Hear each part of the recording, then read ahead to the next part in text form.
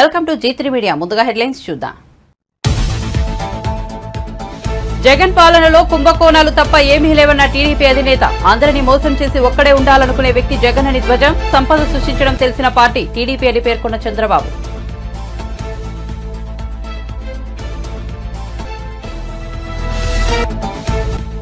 జగన్ పై దాడి కేసులో బోండా ఉమ భారీ మూల్యం చెల్లించుకోక తప్పదన్న వెల్లంపల్లి. జగన్ పై ఉమ అనుచరులు దాడి చేశారని వ్యాఖ్య. బోండా ఉమకు డిపాజిట్ కూడా రాదని వెల్లడి.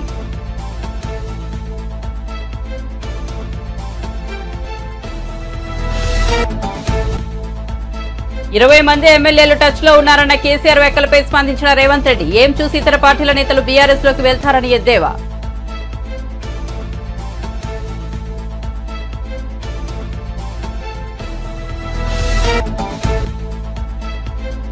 కేసీఆర్ తలపెట్టిన బస్సు యాత్రపై బీజేపీ రాజ్యసభ సభ్యుడు వ్యంగ్యాస్త్రాలు. బస్సు యాత్ర కాదు కదా, మోకాల యాత్ర చేసిన కేసీఆర్ ను ప్రజలు నమ్మే పరిస్థితిలో లేరని సెటైర్.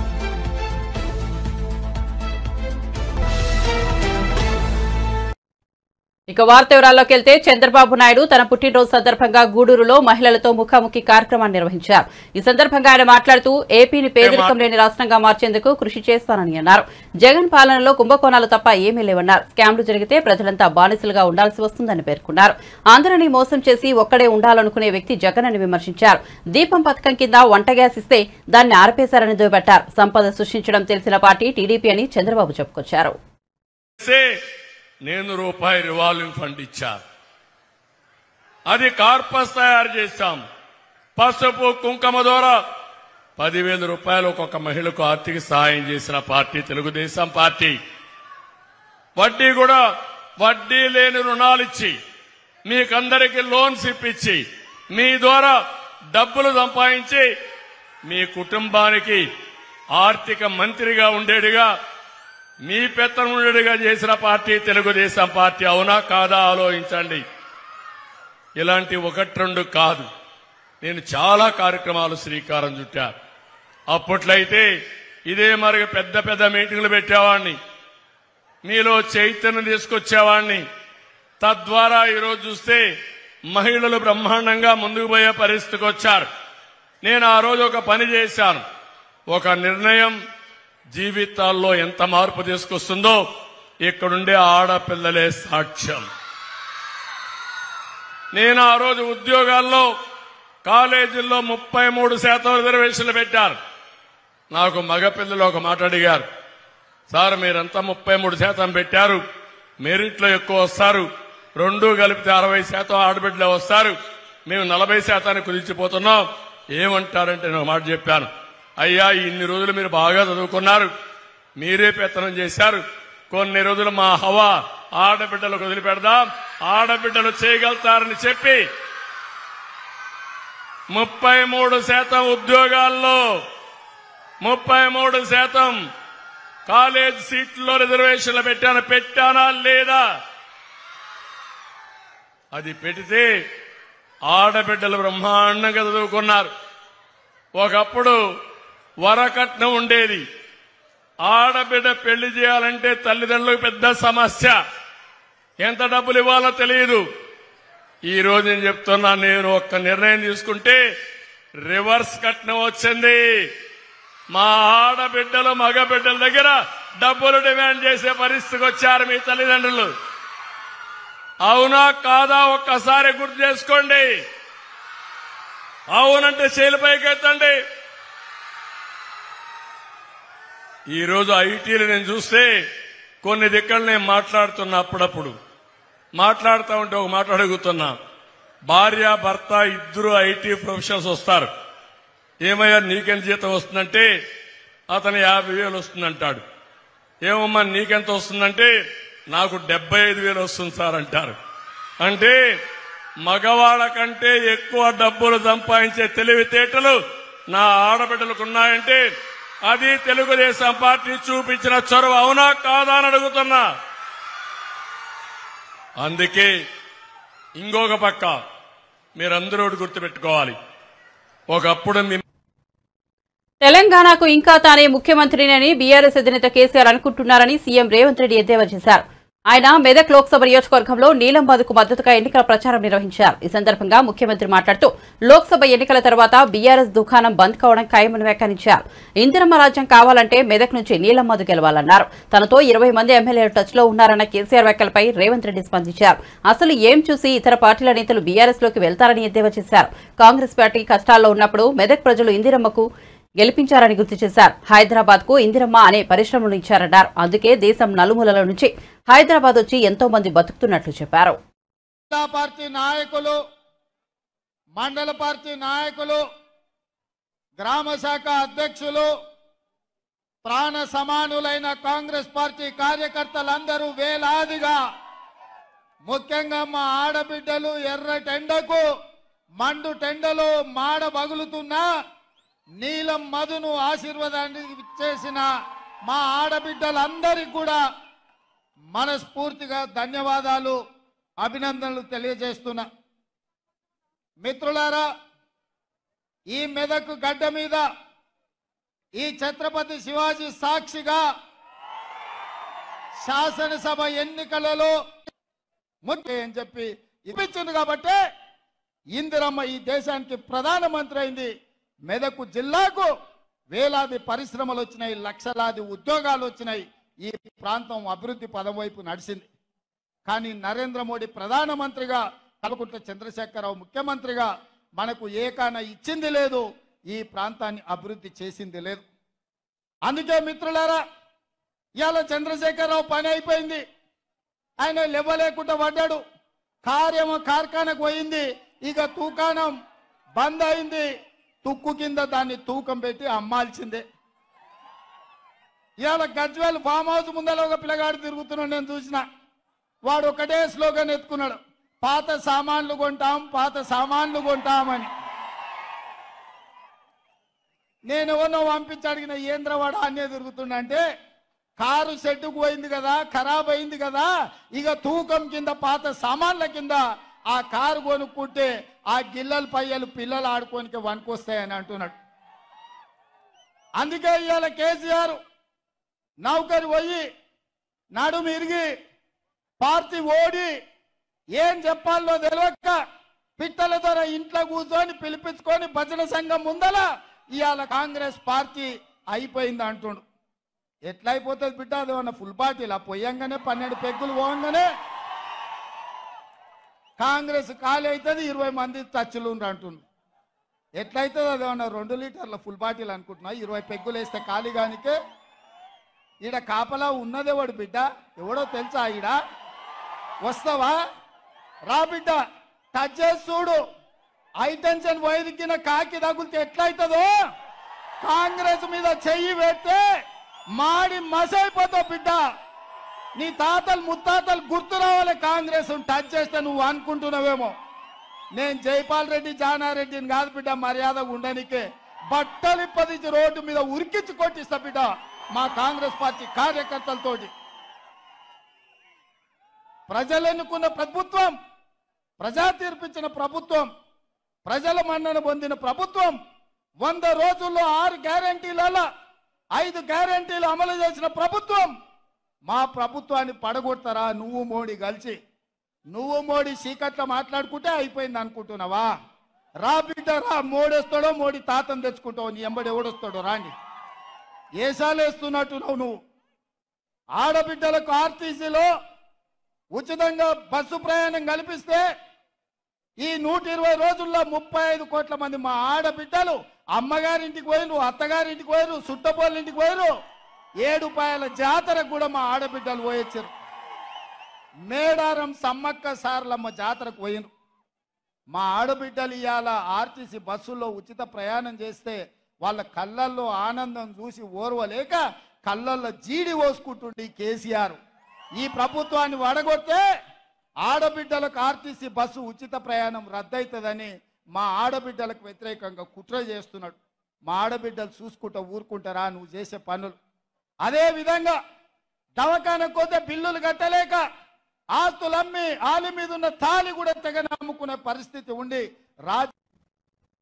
తనను పోలీసులు నిత్యం వేధిస్తున్నారని టీడీపీ నేత బోండా ఉమా అన్నారు. విజయవాడలో నిర్వహించిన మీడియా సమావేశంలో ఆయన మాట్లాడారు. వందలాది పోలీసులు శుక్రవారం తన ఆఫీసును చుట్టుముట్టారని చెప్పారు. యుద్ధానికి వచ్చినట్లు విజయవాడ సిపి తన మీదకు వారిని పంపారని తెలిపారు.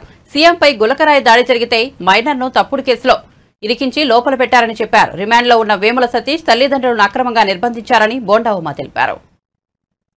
కేసులు పెట్టి నామినేషన్ వేసినటువంటి నన్ను ఈ రోజు పోలీసులు నిత్యం వేధిస్తా ఉన్నారు.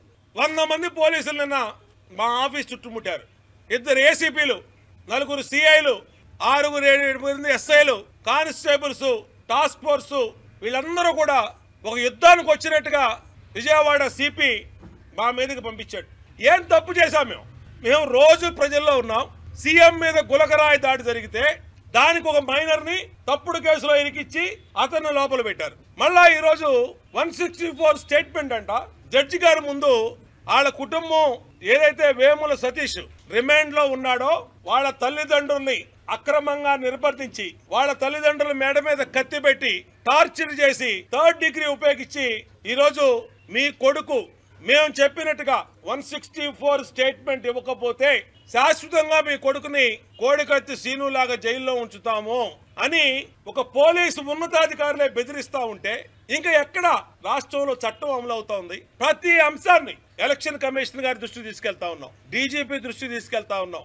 మొత్తం డీజీపీ, సిపి, ఏసీపీలు అందరూ ఒక సిండికేట్ గా ఏర్పడి, ఈ పోలీస్ సిండికేట్ గా ఏర్పడి Telugu Desam party nomination MLA contested క్యాండిడేట్లను వేధిస్తానికి కుట్ర పన్నారనంటే ఇంతకన్నా దుర్మార్గం ఉందా అని అడుగుతా ఉన్నా. మా సెంట్రల్ నియోజకవర్గ బీసీ నాయకుడైన వేముల దుర్గారావు, ఇతనికి రాయేసిన అతను వేముల, ఇతను కూడా వేముల. ఏ సంబంధం లేనటువంటి ఇతను తీసుకుని వెళ్ళి 6 రోజులైంది. ఎక్కడున్నాడో తెలియదు. కోర్టుకు బెటరు, రిమాండ్ చూపించరు. ఎవరో కాకినాడ నుంచి ఏసీపీ హనుమంతరావుని పిలిపించారు.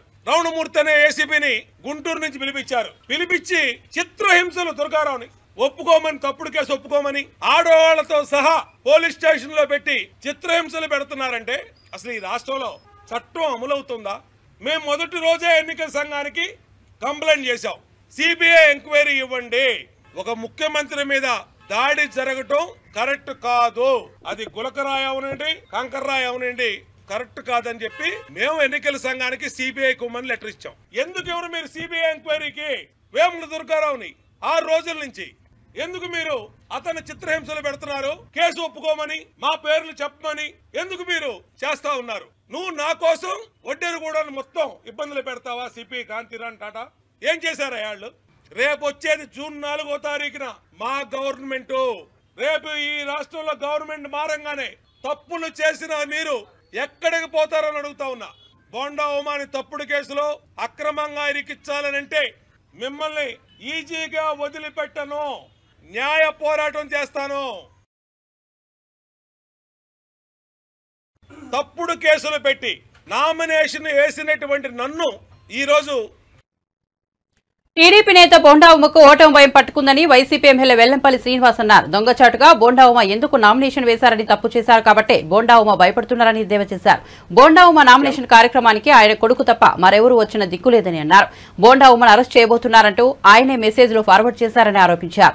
ఆయన ప్రవర్తన చూస్తుంటే తప్పు చేసినట్టే కనిపిస్తోందని అన్నారు. జగన్ పై రాయదాడి కేసులో బోండా ఉమ భారీ మూల్యం చెల్లించుకోక తప్పదని వెల్లంపల్లి వ్యాఖ్యానించారు. ఆయన వెనుక ప్రజలే లేరని, ఎన్నికల్లో పోటీకి కూడా నిలబడలేని అసమర్థుడు ఉమా అని పేర్కొన్నారు. జగన్ పై బోండా ఉమ అనుచరులు దాడి చేయడంపై ప్రజలంతా ఆగ్రహంగా ఉన్నారని చెప్పారు. చంద్రబాబు నాయుడేమో ఇది గులకరాయి, ఇందులో తెలుగుదేశంలో బోండా ఉమని ఇరికించడానికి ప్రయత్నం చేస్తున్నారు, ఇది చేస్తే కనుక జూన్ 4 మీ అంత చూస్తా అంటాడు. అదేవిధంగా బోండా ఉమ కూడా జూన్ 4 మీ అంత చూస్తూ ఉంటారు. అదేవిధంగా పట్టాభి అతను కూడా ఇష్టం వచ్చిన మాడుతున్నారు.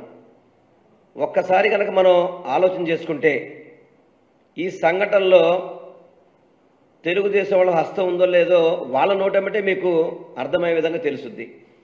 వాళ్ళ నోటేమిటే అర్థం చేసుకోండి. ఎందుకంటే ఇదేదో మనం చేసినది కాదు, మనం చెప్పింది కాదు, వాళ్ళ నోటేమిటే. ఒకసారి 1వ వీడియో చూపెడదామా? ఫస్ట్ వీడియో ఒకసారి చూడండి. వెల్లంపల్లి సీను చేసినటువంటి కుట్ర, ఈ సానుభూతి పొందడానికి 27 రోజుల్లో ఎలక్షన్ పెట్టుకొని ఇవాళ గులకరాయితో కొట్టించుకొని గులకరాయితో కొట్టించుకుంటే ప్రాణహాని అంట. అంటే ఎక్కడైనా ఇది నమ్మసత్యంగా ఉందా అని వైసీపీ వాళ్ళే నవ్వుకుంటారు. ఇది మీరు విన్నారు కదా, ఇది ఫస్ట్ వీడియో. ఇది ఈ కుట్ర నేనును కేశినేని నాని గారు విజయవాడ పశ్చిమ నియోజకవర్గంలో రౌడీ షీటర్లు తీసుకొచ్చుకొని మాకు మేమే దాడి చేసుకున్నామని చెప్పని గౌరవ మాజీ శాసనసభ్యులు బోండా ఉమా గారు మాట్లాడిన మాటలు. ఇంకొకటి రెండో వీడియో చూద్దాం ఒకసారి. అంటే దీంట్లో ఇవాళ సెంట్రల్ నియోజకవర్గంలో అనుకోకుండా జరిగిందండి ఆ సంఘటన. ఎవడో కుర్రోడు ఆ కారణం కూడా చెప్పాడు. మా అన్నా క్యాంటీన్ తీసేసాడు, ఆ ఇంటి పక్కనే అన్నా క్యాంటీన్. మాకు 300 ఇస్తామని కిరాయి 300 ఇవ్వకుండా మమ్మల్ని రోడ్డు మీద వదిలేశారు. వాళ్ళ అమ్మకు 200 ఇస్తామని 200 ఇవ్వలా, ఎవరిగాడు వెళ్ళిపోయాడు అని చెప్పి బాధతో ఆ కోపంతో చీకట్లో రాయి ఇస్తాడు. అది దురదృష్టవశాత్తు సీఎంకి తగిలింది. అంతే తప్పితే గురి చూసి రిసట్టడానికి ఇదేమి చిన్న విషయం కాదు. ఎందుకు టార్గెట్ చేస్తున్నారు? సెంట్రల్ నియోజకవర్గంలో ఇన్సిడెంట్ పరిస్థితుల్లో కేసుల్లో ఇరుక్కుంటారు అని చెప్పాడు. రెండో వీడియోలో ఏం చెప్తున్నాడు? అవును, మా కాన్స్టిట్యూన్సీలోనే మావాడే రాయిసిరాడు, అన్నా క్యాంటీన్లో మూసేసామని చెప్పని, అదేవిధంగా ఏదో పేమెంట్ ఇవ్వడానికి సరిగ్గా డబ్బులు ఇవ్వలేదని చెప్పని ఇస్తారని చెప్పని. ఇంతవరకు ఆ సతీష్ అనే నిందితుడు ఆ వీడియో మాట్లాడేంత వరకు కూడా పోలీసు కానీ ఎక్కడా కూడా మాట్లాడిన పరిస్థితి లేదు. వాళ్ళకి ఆ విధంగా మరి సతీష్ ఏ విధంగా వాళ్ళకి తెలియపరిచాడు? బోండోమాకి అన్నా క్యాంటీన్లే అక్కడ మూసేసాం కాబట్టి కొట్టాడని సంగతి బోండోమా ఎలా చెప్తున్నాడు దాన్ని? అంటే సతీష్తో ముందు పరిచయం ఉండాలి, లేకపోతే అదే సతీష్ని ఇతను ఇన్ఫ్లుయెన్స్ చేసి ఉండాలి. అలా 2 మాటలు పెట్టినాడు. 3వ మాట గులకరాయి అన్నాడు. 4వ మాట కాలుకు దెబ్బ తగిలితే కన్ను కట్టుకున్నాడు వెల్లంపల్లి అని చెప్పి చెప్తున్నాడు. సిగ్గు శర ఉండాలి బోండోమాకి, సిగ్గు శర ఉండాలి. ఈరోజు మీడియాలో ఇష్టం వచ్చినట్టు ఉద్రేకంగా మాడిపోతున్నాడు. నిన్ను పట్టుకోవడానికి 100 మంది పోలీసులు కావాలా? 100 మంది పోలీసులు అవసరం నిన్ను పట్టుకోవడానికి? నిన్న నీకు నువ్వే నన్ను అరెస్ట్ చేస్తారు రండి అంటే 100 మంది రాల నీ పార్టీ వాళ్ళు. 100 మంది ఇవాళ నువ్వు ప్రెస్ మీట్ పెడితే కనీసం నీకు ఎక్స్ కార్పొరేటర్లు కానీ ఎవరు కూడా మద్దతు ఇచ్చిన పరిస్థితి లేదు. మాజీ సీఎం బీఆర్ఎస్ అధినేత కేసీఆర్ ఈ నెల 22 నుంచి తలపెట్టిన బస్సు యాత్రపై బీజేపీ రాజ్యసభ సభ్యుడు విమర్శలు వ్యంగ్యాస్త్రాలు సంధించారు. బస్సు యాత్ర కాదు కదా, మోకాల యాత్ర చేసినా కేసీఆర్ ను ప్రజలు నమ్మే పరిస్థితిలో లేరని సెటైర్ వేశారు. శనివారం బీజేపీ స్టేట్ ఆఫీసులో మాట్లాడిన ఆయన కాంగ్రెస్ ఎమ్మెల్యేలను కాపాడుకునేందుకు సీఎం రేవంత్ రెడ్డి హైటెన్షన్ వైర్లా మారాల్సిన అవసరం ఏమొచ్చిందని ప్రశ్నించారు. సొంత ఎమ్మెల్యేల పట్ల సీఎంకు అభద్రతాభావం ఎందుకని నిలదీశారు. 100 రోజుల తమ పరిపాలనను రెఫరెండరంగా చేసుకుని 14 ఎంపీ స్థానాలు గెలుస్తామన్న రేవంత్ రెడ్డి ఇప్పుడు మొసలి కన్నీరు కారుస్తున్నారని ఎద్దేవా చేశారు. కనుమరుగవుతున్న కాంగ్రెస్ పార్టీ రాష్ట్రంలోనూ గెలిచే పరిస్థితి లేదన్నారు. తెలంగాణలో బీజేపీ 12 స్థానాల్లో గెలవబోతోందని ధీమా వ్యక్తం చేశారు. ఇవాళ రేవంత్ రెడ్డి గారు ఆ మాట కట్టుబడి ఉండాలి. ఎందుకంటే 14 సీట్లు గెలిచేది లేదు, ఖచ్చితంగా ఇది రెఫరెండంగానే భావించాలి. నేను అందుకే చెప్తాను, ఇద్దరు కవల పిల్లలు ఇవాళ రేవంత్ రెడ్డి గారు లేదా కేసీఆర్ గారు పోటీపడి పత్రికల్లో లేదా మీడియా ఈ యొక్క ఎలక్ట్రానిక్ మాధ్యమాల్లో స్పేస్ కోసం పోటీపడి ఒకరి మీద ఒకరు గ్రూప్ ఫైటింగ్ మ్యాచ్ ఫిక్సింగ్లో భాగంగా చేస్తున్న తప్పితే వాళ్ళకి తెలుసు అందరం కలిస్తే కానీ మోదీ గారిని ఎదుర్కోలేమని. ఇవాళ కాకుండా రేపు ఖచ్చితంగా కేసీఆర్ గారు ఈ విపక్ష కూటమిలో చేరడం ఖాయం. ఈ విపక్ష కూటమి అంటే అవినీతి పార్టీ నాయకులు, ఈ కుటుంబ పార్టీలు, కుల పార్టీలు, ఇవందరూ కూడా ఒక వేదికగా వాళ్ళ అవినీతి కప్పుపుచ్చుకునేదానికి ఏకమైన పార్టీలు. కాబట్టి అందులో కేసీఆర్ కూడా పెద్దన్న పాత్ర పోషిస్తారు.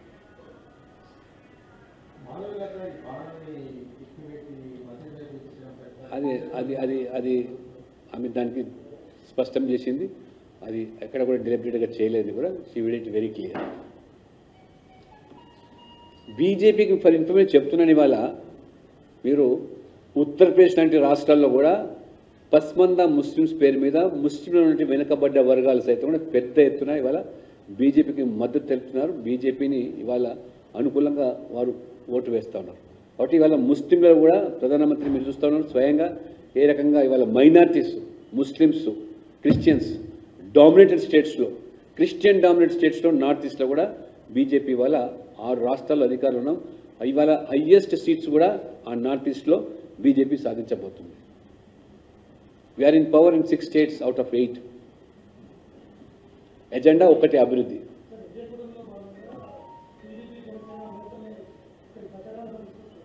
అక్కడ తెలంగాణ అంత అవసరం లేదమ్మా, వాళ్ళు అక్కడ దాంట్లోనే బిజీ ఉన్నారు. ఎన్డీఏ కూటమిలో భాగంగా మోదీ గారు అక్కడ ప్రచారానికి వెళ్తారు, నాయకులు వెళ్తారు.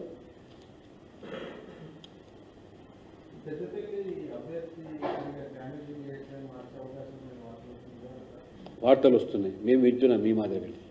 ఎక్కడ చర్చ అయితే మన దగ్గర జరగలేదు. ఆలోచన చర్చ ఉంటే అటువంటిదంటే మీకు చెప్తాను తప్పకుండా. ఇవన్నీ ఒకటే కాబట్టి మరి ఇద్దరిని కూడా వేరు చేసి చూడలేము. ఆ ఇద్దరి డిఎన్ఏ కూడా కుటుంబ పాలన, వంశపారపర రాజకీయాలు, అవినీతి లేదా మైనార్టీ బుజ్జగింపే రాజకీయాలు లేదా హిందూ వ్యతిరేకమైనటువంటి మరి నిర్ణయాలతో ఈ రెండు పార్టీలు పోటీపడి ఇవాళ కూటమిగా తెలంగాణలో కాంగ్రెస్, బీఆర్ఎస్, మజ్లిస్, కమ్యూనిస్ట్ ఏకమైన ప్రజలు. కృష్ణా జలాల విషయంలో కాంగ్రెస్ ప్రభుత్వం నిర్లక్ష్యంగా వ్యవహరిస్తున్నదని మరోమారు స్పష్టమైందని మాజీ మంత్రి సూర్యాపేట ఎమ్మెల్యే జగదీష్ రెడ్డి అన్నారు. శుక్రవారం సూర్యాపేట జిల్లా కేంద్రంలో ఆయన మీడియాతో మాట్లాడుతూ ఉమ్మడి నల్గొండ జిల్లా దాహార్తిని తీర్చడంతో పాటు ఆపత్కాలంలో విద్యుత్ అవసరాన్ని తీర్చే టెయిల్ పాండ్ నీటిని ఏపీ అడ్డదారుల్లో ఖాళీ చేస్తుంటే ముఖ్యమంత్రి సహా జిల్లా మంత్రులకు సోయి లేకుండా పోయిందని ఆగ్రహం వ్యక్తం చేశారు. ప్రభుత్వ నిర్వాహకంతో నల్గొండ జిల్లా మరోసారి ఫ్లోరైడ్ రక్కసికి బలయ్యే ప్రమాదం ఉందని ఆందోళన వ్యక్తం చేశారు. సాగునీళ్ళు ఇచ్చే విషయంలో చివరికి తాగునీళ్ల విషయంలో కూడా ఏ రకంగా సోయి లేకుండా ప్రవర్తిస్తుందో మరొకసారి దానికి ప్రత్యక్ష ఉదాహరణ నాగార్జునసాగర్ టెయిల్ పాండ్. గత 10 సంవత్సరాలుగా ఏ క్షణం చూసినా నిండుగా ఉండే టెయిల్ పాండ్ మన విద్యుత్ అవసరాలను తీర్చేది, ప్రత్యేకించి నల్లగొండ జిల్లా మొత్తానికి తాగునీటి అవసరాలను తీర్చే టెయిల్ పాండ్ ఇవాళ 4 రోజుల్లోనే ఖాళీ అయింది, అక్రమంగా చోరీకి గురైంది. ఆంధ్రప్రదేశ్ ఎటువంటి అనుమతులు లేకుండా, ఎటువంటి చర్చలు లేకుండా, ఎవరికి మూడో కట్టి తెలియకుండా దొంగతనంగా నీళ్లు తీసుకుపోయి ఖాళీ చేస్తే తెలంగాణ ముఖ్యమంత్రికి, తెలంగాణ మంత్రులకు, నల్గొండ జిల్లా మంత్రులకు, ఎమ్మెల్యేలకు సోయే లేదు. రేపు నల్గొండ జిల్లా మరొకసారి 2014 పూర్వ పరిస్థితి పోయే ప్రమాదం వచ్చింది. ఈ జిల్లాలో వీళ్ళు ఏదైతే మేము మార్పు తెస్తారన్నారో తప్పకుండా మళ్లీ ఫ్లోరిన్ కి ఈ జిల్లాను అప్పచెప్పే ప్రమాదం తెస్తున్నారు. ఫ్లోరిన్ మహమ్మారికి ప్రజలు తప్పని పరిస్థితులలో మళ్లీ భూగర్భ జలాల మీద ఆధారపడితే, బోర్ల మీద ఆధారపడితే వచ్చేది ఫ్లోరోసిస్ తప్ప మనుషులు కావు.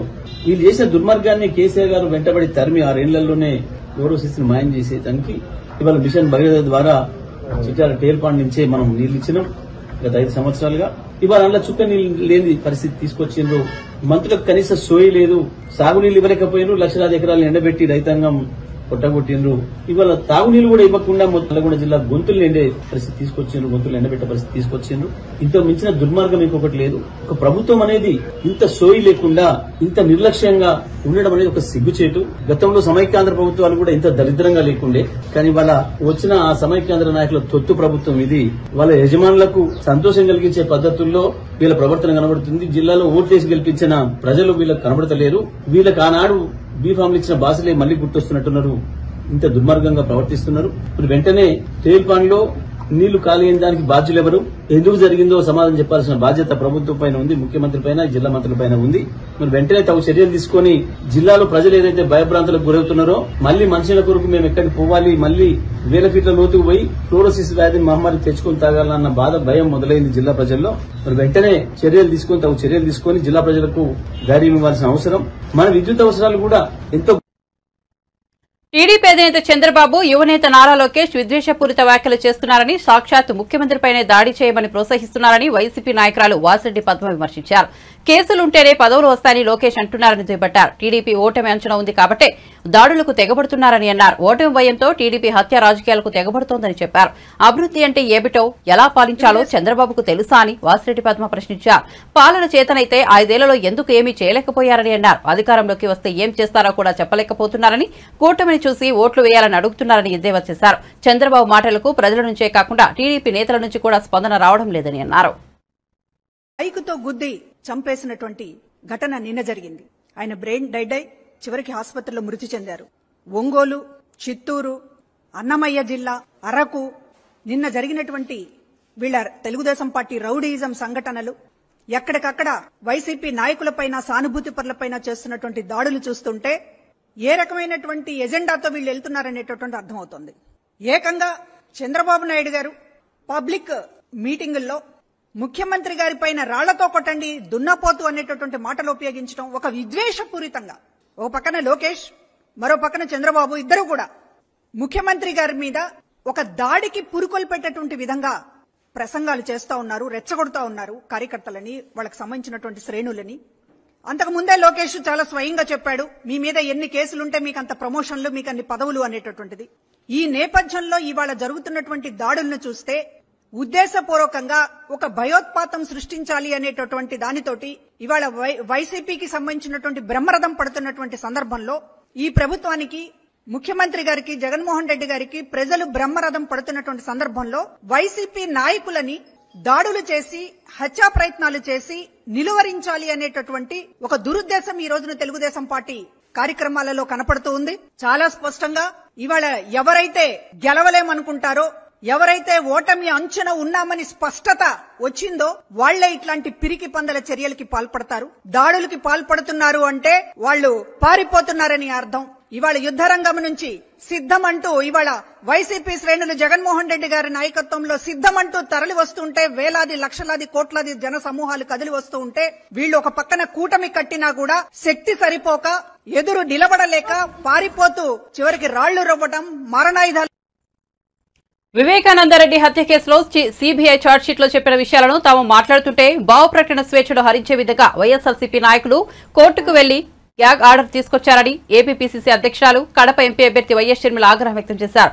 జగన్ కు చిన్న రాయి తగిలితేనే హత్య అవుతామని చెప్పిన వారు 5 ఏళ్ల కిందట వివేకానందరెడ్డిని గొడ్డలితో నరికి చంపితే ఎందుకు గుండెపోటేగా ప్రచారం చేశారో జగన్మోహన్ రెడ్డి సమాధానం చెప్పాలని డిమాండ్ చేశారు. నిందితుడిగా ఉన్న అవినాష్ రెడ్డికి మళ్లీ ఎంపీ టికెట్ ఎలా ఇచ్చారో జగన్ సమాధానం చెప్పాలన్నారు. కడప పార్లమెంటుకు కాంగ్రెస్ పార్టీ తరఫున షర్మిల నామినేషన్ దాఖలు చేశారు.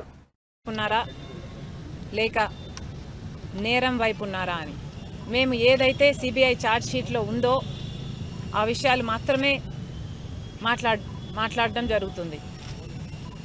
ఏ విషయాలు ఛార్జ్షీట్లో లేవో అవి మాకు కూడా తెలియని విషయాలు. మాకు ఇన్ని విషయాలు తెలుసు అంటే దానికి కారణం సిబిఐ ఆధారాలతో ఇన్ని విషయాలు బయట పెట్టింది కాబట్టే మాకు ఈ విషయాలు తెలిసాయి. మేము మాట్లాడకూడదు అన్నట్టు గ్యాగ్ ఆర్డర్ తీసుకొచ్చారు. జగన్మోహన్ రెడ్డి గారికి ఒక చిన్న రాయి తగిలితే దానికి హత్యాయత్నం అని పెద్ద బ్యానర్ ఐటమ్గా వేసుకున్నారు. అంటే ఒక చిన్న రాయితో మిమ్మల్ని హత్య చేసేంత ప్రయత్నం జరిగింది అని మీరు చెప్తున్నారు. మరి చిన్న రాయితో కొడితేనే మీకు హత్యాయత్నంలా ఉంటే రాజశేఖర రెడ్డి గారి తమ్ముణ్ణి, వివేకానంద రెడ్డి గారిని, ప్రజానాయకుణ్ణి 7 సార్లు తల మీద గొడ్డలితో నరికి నరికి నరికి నరికి నరికి నరికి నరికి 7 సార్లు నరికితే మెదడు బయటకు వచ్చింది.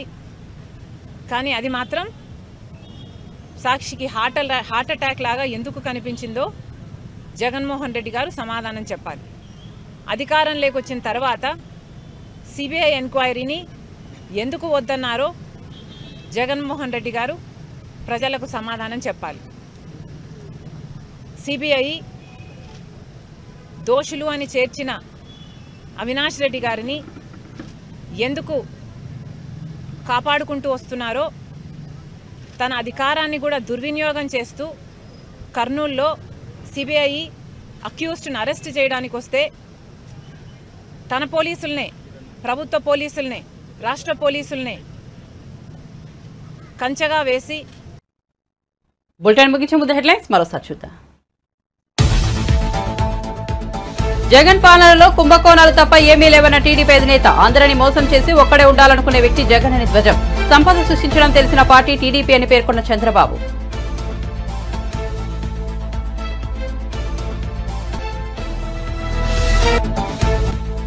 జగన్ పై దాడి కేసులో బోండా ఉమ భారీ మూల్యం చెల్లించుకోక తప్పదన్న వెల్లంపల్లి. జగన్ పై ఉమ అనుచరులు దాడి చేశారని వ్యాఖ్య. బోండా ఉమకు డిపాజిట్ కూడా రాదని వెల్లడి.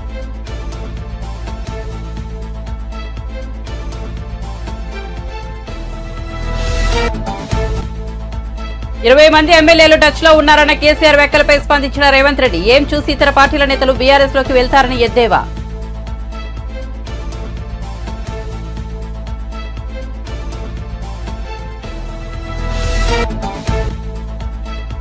కేసీఆర్ తలపెట్టిన బస్సు యాత్రపై బీజేపీ రాజ్యసభ సభ్యుడు వ్యంగ్యాస్త్రాలు. బస్సు యాత్ర కాదు కదా, మోకాళ్ల యాత్ర చేసిన కేసీఆర్ ను ప్రజలు నమ్మే పరిస్థితిలో లేరని సెటైర్.